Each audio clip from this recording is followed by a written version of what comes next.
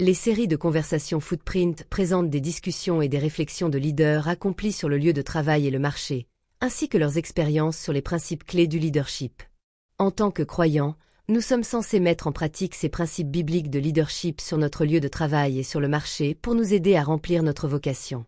La conversation Footprint de cette semaine porte sur la partie 2 de la puissance d'un rêve, avec l'homme au rêve étonnant, qui est sorti de la fosse pour devenir Premier ministre d'Égypte.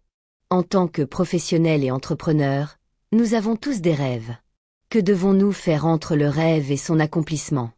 Le Premier ministre Joseph est ici pour utiliser son expérience afin de nous aider à réfléchir et à apprendre certains principes bibliques pour nos grands rêves.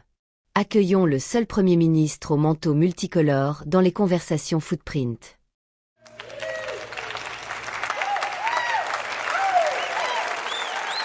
Je suis heureux d'être à nouveau parmi vous. J'espère que les réflexions que j'ai partagées dans la partie 1 au sujet de la période de la fosse ont été utiles à votre auditoire. Bien sûr, nous vous remercions pour ces enseignements.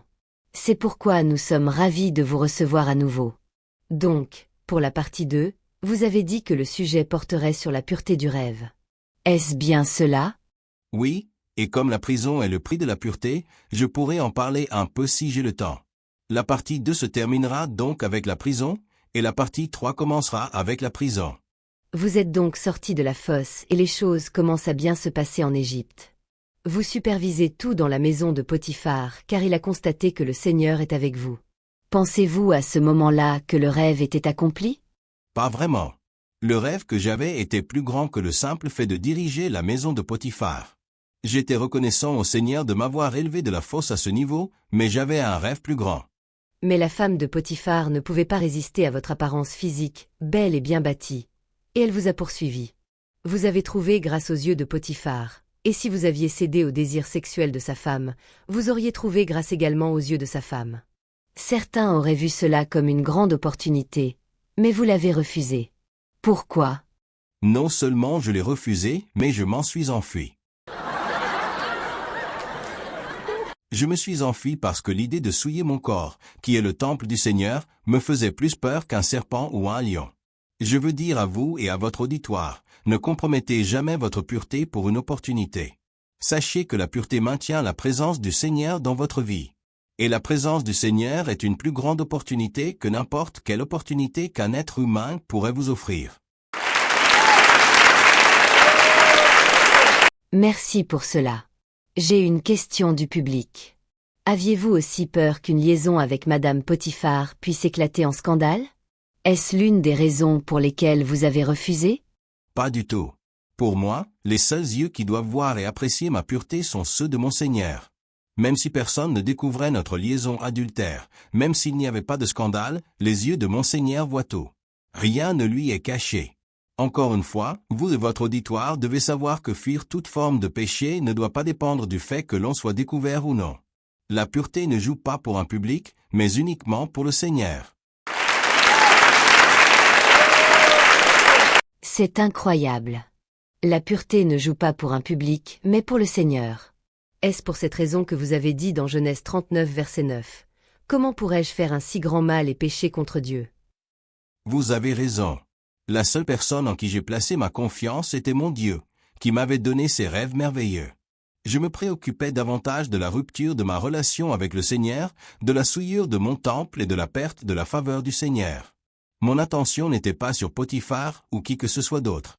Les Kando Leaders ont réalisé un court-métrage intitulé « The Anvil », l'enclume, inspiré de votre expérience. Chers spectateurs, ne manquez pas de le regarder. Dans ce court-métrage, l'un des 6 principes directeurs que vous avez élaborés pour votre vie quotidienne en tant que Premier ministre était « Mon corps est le temple de mon Seigneur.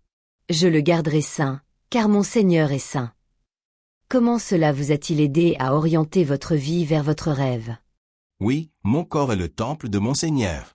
Pour que mon Seigneur vive et manifeste son plan, son but et sa puissance pour réaliser mes grands rêves, je dois garder mon temple parfaitement pur. Je dois fuir tout ce qui pourrait souiller mon temple, non seulement le péché sexuel, mais aussi les péchés comme l'envie, la jalousie, le mensonge, la tromperie et la double vie, que personne ne voit ou ne connaît. Ce n'est pas démodé. Vous devez savoir que le Seigneur voulait que je traite durement mon corps avant de réaliser le rêve de diriger une nation. La pureté est essentielle pour que le rêve s'accomplisse.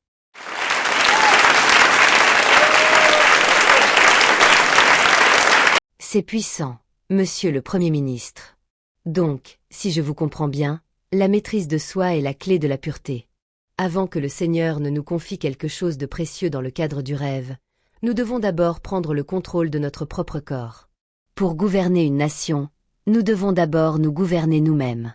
Pour recevoir et gérer les bénédictions liées au rêve, nous devons d'abord apprendre à nous maîtriser. Est-ce pour cela que vous étiez prêt à payer n'importe quel prix afin de dominer votre corps et d'avoir la pureté qui maintiendrait la présence du Seigneur dans votre vie pour l'accomplissement du rêve? Oui, la prison était un petit prix à payer pour la pureté, le but est la présence de la plus grande puissance de l'univers dans ma vie afin de réaliser mes grands rêves. Je n'étais pas prêt à abandonner ces avantages immenses pour un plaisir éphémère, une indulgence ou des désirs de la chair. Je préférais affronter la trahison, la fausse accusation et la prison. Il faut cette compréhension spirituelle pour évaluer le coût et le bénéfice de la pureté, avec les yeux axés sur le Seigneur et sur le rêve. Je le répète, la pureté est essentielle pour que votre rêve s'accomplisse. C'est formidable. Cher public, la pureté ne concerne pas seulement le péché sexuel. Votre sens de la pureté ne doit pas dépendre du fait que quelqu'un vous observe ou non, ou que vous soyez découvert ou non. Comme l'a dit le Premier ministre Joseph, vous devez craindre tout ce qui souillerait votre temple plus qu'un serpent, et fuir cela. La pureté garantit la présence du Seigneur dans votre vie pour réaliser le grand rêve que vous avez. Monsieur le Premier ministre, nous attendons avec impatience la partie 3. Nous ne vous remercierons jamais assez.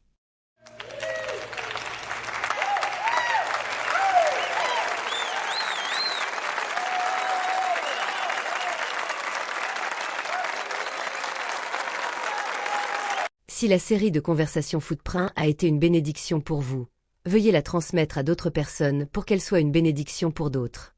Êtes-vous un croyant déterminé à réaliser votre vocation professionnelle sur votre lieu de travail et sur le marché? Nous avons plusieurs ressources pour vous aider à le faire. Il vous suffit de vous abonner à la chaîne YouTube pour recevoir les nouvelles ressources que nous créons chaque semaine. Si vous possédez aussi des talents créatifs, contactez-nous et laissons-le céder au Seigneur pour qu'il l'utilise pour avoir un impact sur le royaume.